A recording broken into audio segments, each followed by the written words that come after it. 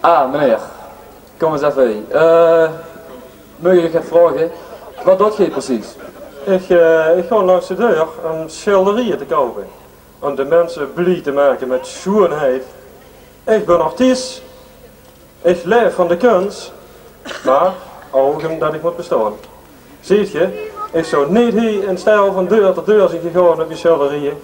Als je in stijl in juni de tentoonstelling zou zijn doorgegaan. Het grote schilderscollectief. Dat is toen niet doorgegaan, heb ik gehoord. En kan je ook zeggen waarom dat niet door is gegaan? Tja, dat maar goed is. Ik bedoel natuurlijk US weten. Oké, bedankt. Meneer, nog een andere vraag. Zit je niet bang voor de ketel? Maar meneer, ik ben een schoppenkunstenaar. Ik weet wat de hel is. Goedenavond. Goedenavond, meneer. Dag, meneer, mevrouw. Aan de wandel samen. Waar zit jij? Oh, neem me niet kwalijk. Ik had me even moeten voorstellen. Mijn naam is Piet Pieters van de ROX, de onbekende omroep. Hé vrouw, door is ze nog in de piraat. Dan luistert ze altijd nog. Altijd, meneer. Dat vind ik toch zo'n schone plaatjes die je draait. Maar, Tij, kan ik dan nog wel rustig tegen praten tegen de piraat? Ja, zeker Nel. Die piraat is zeker eigen. Maar wat moet je vragen, meneer? Ja, ik wil wel gaan weten of jij wel eens aan het ketelgerecht denkt. Het ketelgerecht, natuurlijk. Weet je waar ze daarin moesten stoppen in de ketel? Ik weet het niet. Oh, Nel. Die van bij ons neven moesten ze erin stoppen. Allebei, de ketel en het lallebellenstel. Mijn vrouw wil dus zeggen, die mensen liggen is niet zo goed. Hoi je. Bedankt. Meneer de kastelein. Ik heb een gerucht vernomen. Hij zou het hoofdkwartier gevestigd zien van een of andere carnavalsbond. Is dat juist? Dat is heel waar, meneer. En toevallig zitten ze binnen te vergaderen. Maar had je daar hier iemand van willen spreken? Nou is dat niet een beetje te brutaal. Ik bedoel, deze club is toch de SLV. Zeg maar, de boete gewone SLV. Maar ik zal er wel even roepen. Kan ze dat nu wel maken? Ik bedoel, het zijn toch van die, hè? Oh, maar die komen gerust voor de radio. Wacht maar eens.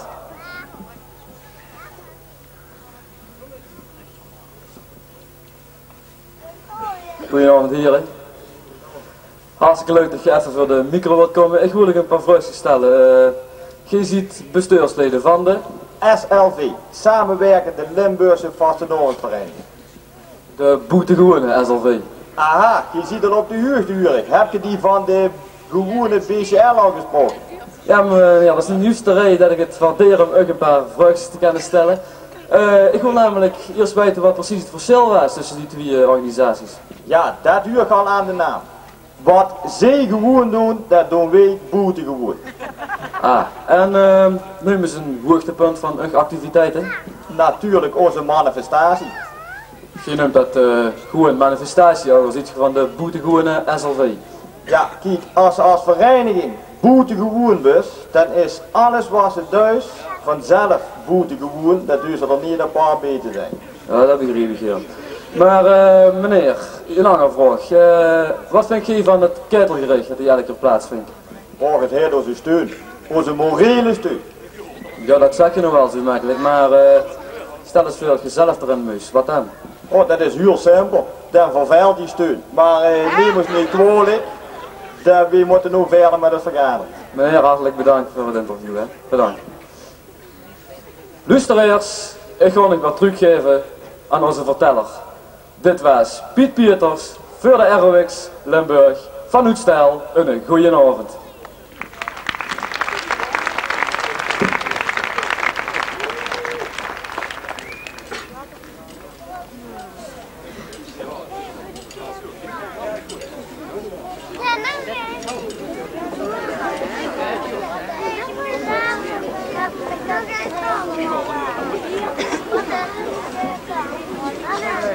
Gehuurden. In huis en op school.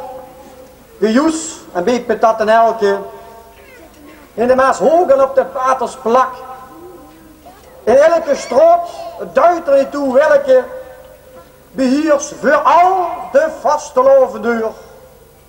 In woord en in gedachte. Terwijl uw toch het helsgericht de ketel steekt te wachten. ze doen als kan het niet bestaan. Maar elk moment kan het keteloor toeslaan.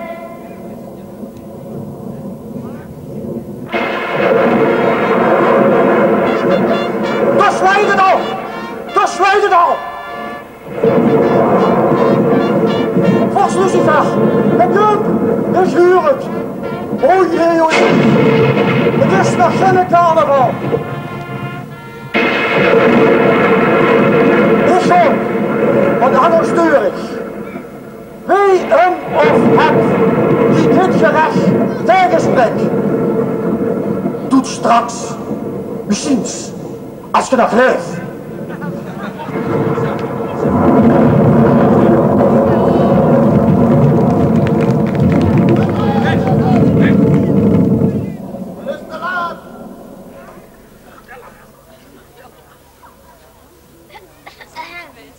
Je hebt het zelf gewild. Geleefd heb je in werelden. Geslampt heb je. Gekien. Je zelfs gelotto. Je hebt gedaan als alleen uw lichaam geen bestaat. Geen onverstand. Geen onbenul. Geen loerloer stunke potloer. Je zit erbij. Erbij zeg ik je. Geen duivels gewoon aan stoken. En nemers. En niks. En gaan nemers. Wat is toch van tegenheld? Gaan boetemars. Of spandoek. En dan gaan MI. Wat zou je willen doen? Tegen ons duivelskracht. En tegen ons duivelsreken. Het oor is nummer 8. Het oor is ons zoek heen. Wat daarom de rechters zich nu verturen. Dat in het midden der gerechtigheid witte maag, die blinkt, scherp ziet en slechts geen kus, heel zuiver wat ik roeren.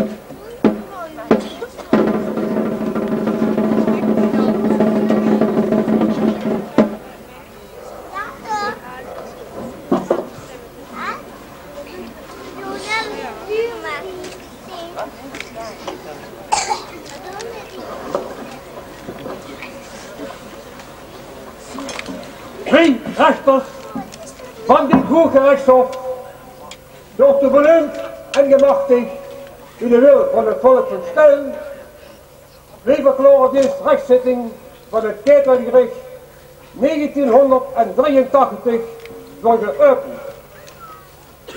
En we willen iedereen, ook geen op de publieke tribune, al bekend maken dat het openlijk speuren van deze zitting niet de rust van werden toegestaan. Wij zullen hier tegen ten strengste optreden.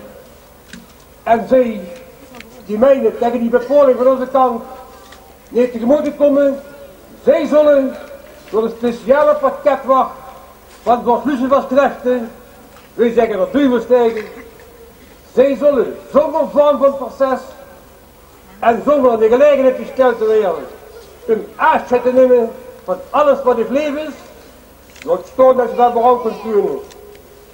Zij zullen in de verzengende hits van de ketel gaan.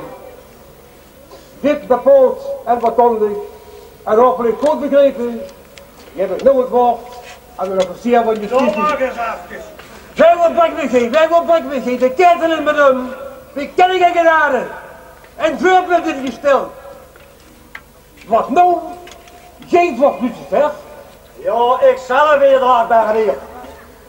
Vergeef me geen onderbreking en verleer me kort op hier dat gij aan het goed gewenste, het goed edele en nog ik hoop zeer gestrenge rechtspraak begint. Wat brengt mij toe deze ongewoerde stap? En ik hoor de onrust en onvrije nog meer volk. Zij zijn des duivels. Des duivels, zeg ik u.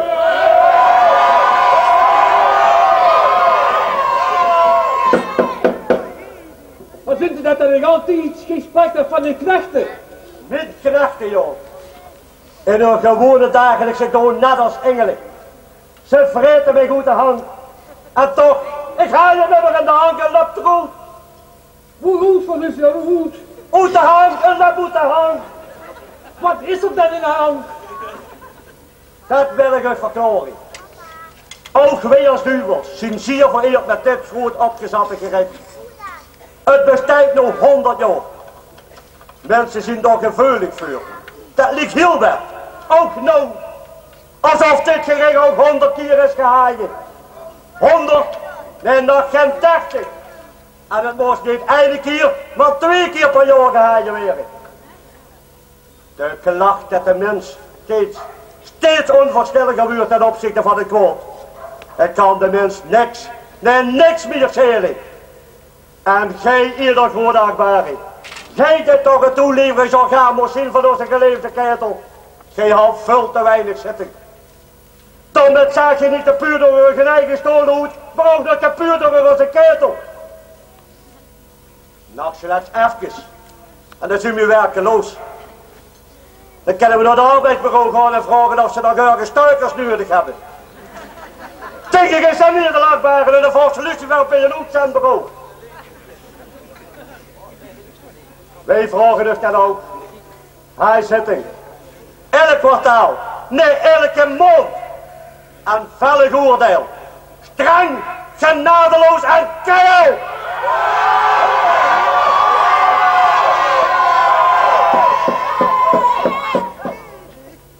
Vorst Lucifer, van uw klacht zien we zeer onder indruk. We voelen ons dan ook een beetje beroerd. Nee, we zijn beroerd.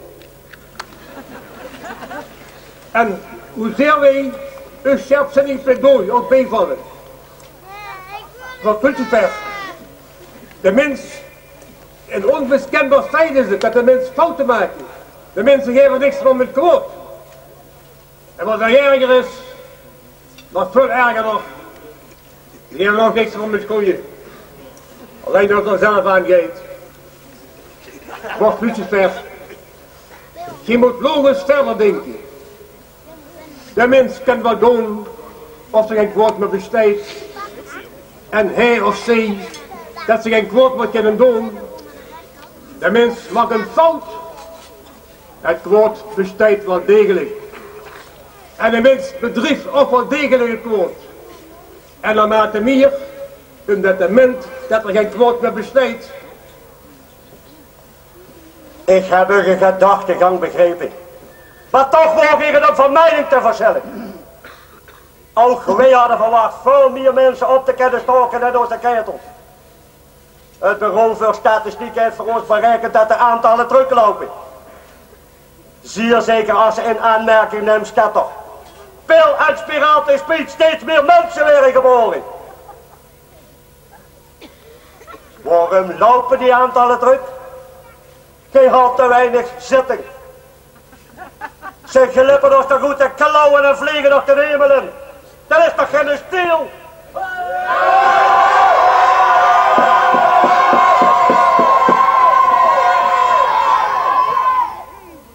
Vorst Lucifer, uw woord, behoren u verlangen we meer. Wat zal ik zeggen? Wat zal ik zeggen? Laat mij als officier van justitie en openbare aanklager hier het woord nu gedaan iedere grootachtbare in uw plaats. Nee, wat je moet zeggen. Maar wat je moet doen, dat is de grootste zorg. Laat eens daar eens in. Helaas, de gelegenheid die is er. Want de klok van Bos Lucifer, dat de mensen niks meer geven met quote, en dat ze lachen, een straf en boete, wordt hij wel op zeer ergerlijke wijze beoordeeld. Bos Lucifer, die officier van die kist heeft geliefd. Wij zullen door ons daden laten zien hoe zeer we u geloof te hechten nemen. Wie ieder weet de ketel kunnen vullen. Het vlees kunnen huren schreeuwen. Dat is de lever dat we het hebben. En met het belang van de kroon.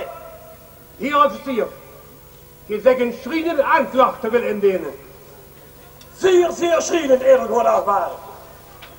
Want ook ik zal het pijn doen, maar na de hand zal je bekennen dat een bewaker van goed en kwaad dit niet allemaal kan laten passeren. Wat heb ik hier eerlijk wordt achtbaar? Een eitrand.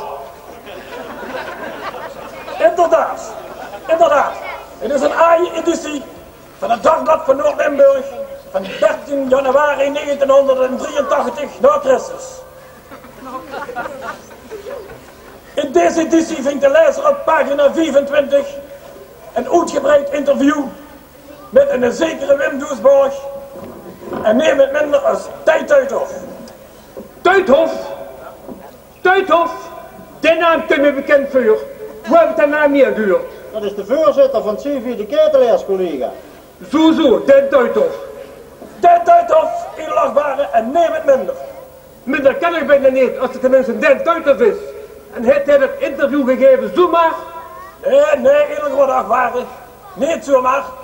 Hij heeft het interview gegeven ter gelegenheid van het 100-jarig bestaan van dit EU's ketelgerecht. Zo. En wat zetten we van mij? Voor u? Niks. Totaal gans niks. Dan komt er niet slecht vanaf. Maar, als de krant niks van u schrijft, is dat niet goed hoor. maar eerlijk wordt achtbare. Wat er wel zag, dat is ten hemel schreeuwend. Ten helle varen! Lees ons voor hier, officier. Lees ons voor. Op ik verzoek eerlijk wordt achtbaar. Maar waar met vuurpie? En met moeilijk te onderdrukken verontwaardiging. De heer Tuithof legt dus een onderhavige journalist uit. En ik citeer. De auteur die de beklaagde rolt, beeld wordt zeer hardhandig in de grote stalen ketel gestopt. Onzichtbaar voor het publiek wordt een grote hoeveelheid rookpoeder op een paar brandende briketten gestrooid. En onmiddellijk steekt een kolossale rookpluim uit de ketel. De veroordeelde heeft een paar seconden tijd om sneller weer onderlangs uit het stalen gevaarte te kruipen.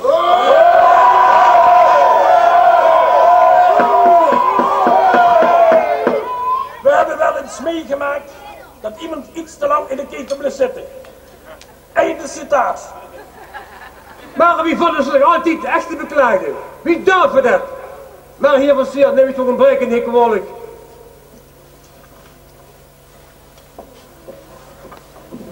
Hiermee klaag ik officieel aan, in naam van de hele stille bevolking, de heer Tuithof, woonachtig aan de Ingerstraat 22 in Tegelen.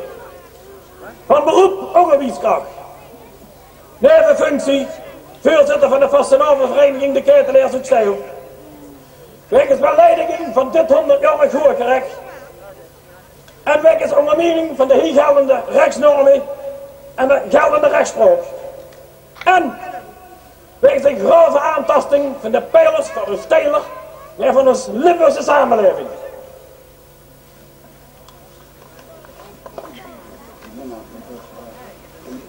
En minachting voelt je recht zeker nog, hè? En mijn naam neemt niet genoeg.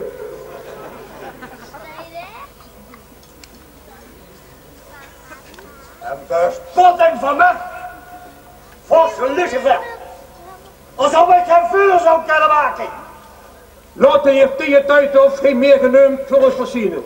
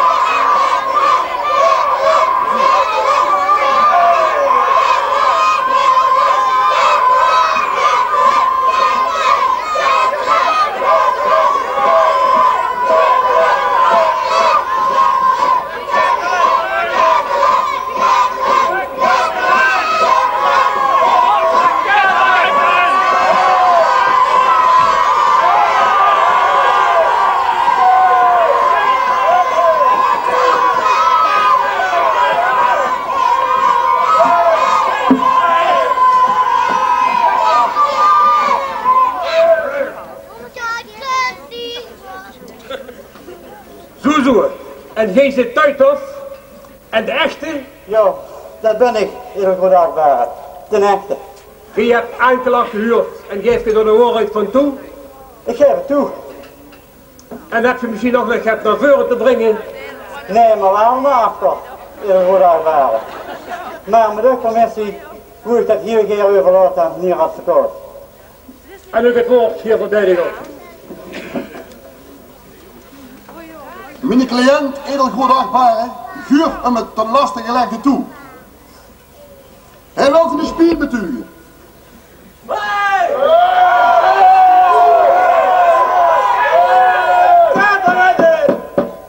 Hij wil boete doen.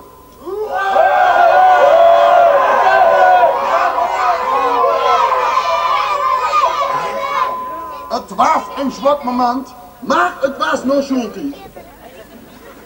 Maar hoeveel sterke momenten heeft deze man al niet gehad? Hoeveel kinderen heeft hij? Doorop wil ik mijn verdediging niet baseren. En nog zo'n sterkte. Hierdoor wil ik een beroep doen op zijn inzetverstel voor de ketelers en niet gekker maar klinken voor dit ketelgericht. Voor dit ketelgericht? Laat me niet lachen. In plaats van het vuur onder de ketel aan te blazen, wil hij het uitblazen. En schrik voor vals Lucifer, eerlijk wordt achtbaar. Wij hebben nog een schrik voor Lucifer. En had Lucifer niet gelijk, wie zag het tenminste een ontzag naar haaien, door straf en boete.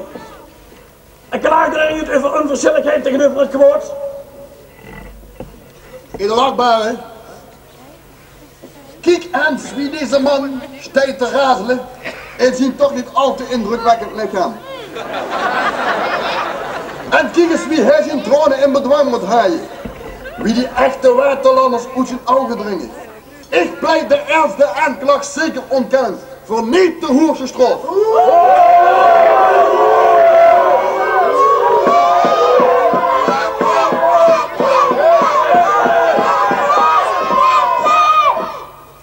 De duiveltje wel een wraak. En dat vind je nog niet onbegrijpelijk. Maar toch maak ik vers Lucifer erop attent welk risico hij neemt als hij hier de zwaarste straf eist. Vers Lucifer, die wil wel duiker in gericht. Wel 4, wel 10 keer per jaar wil de inzetting van dit gericht. Maar vers Lucifer moet zich bedenken. En de vorige verdediger, den tijd Tuithof, zal hij niet gauw meer vingen.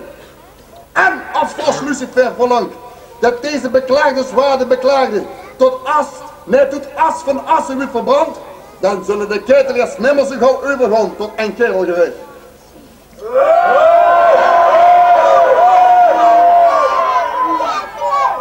En dan tot slot, edelachtbare, wil ik dit nog zeggen.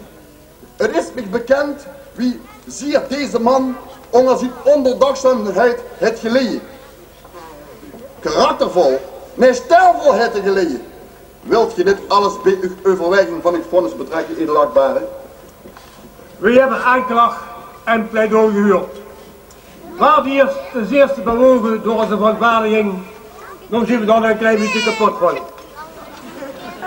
Maar het is een ernstige zaak en dit is ook eens in berouw. En we zien het ook bewust voor de verdiensten van Tuithof voor de stijler van Saloven en met name voor dit gericht is bezongen. Van sommigen hadden we hoogwaarschijnlijk hier niet gezeten en die aan recht kunnen spreken. Wat er duidt, duidt de goed. Wat er niet duidt, duidt de nacht goed.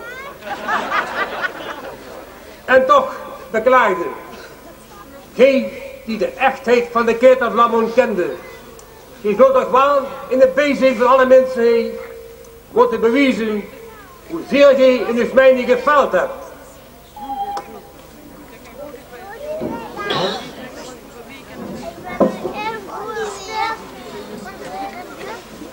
Ugh, wordt den bom gestrooid.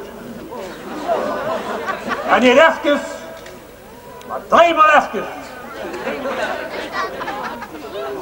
En het gebrul van u en het gekerm, dat moet echt zien. Dat moet de huren zien in alle hoedheug van stijl. Dat alle mensen de mening krijgen dat het ketelvuur van ons ook echt is. Ik heb het nog het laatste woord. Ik betuig jullie spiet edelgoedachtbare. En ik offer mijn beste boks en mijn innigste God. Spijtig voor die box, die mevrouw Lones gaan leveren.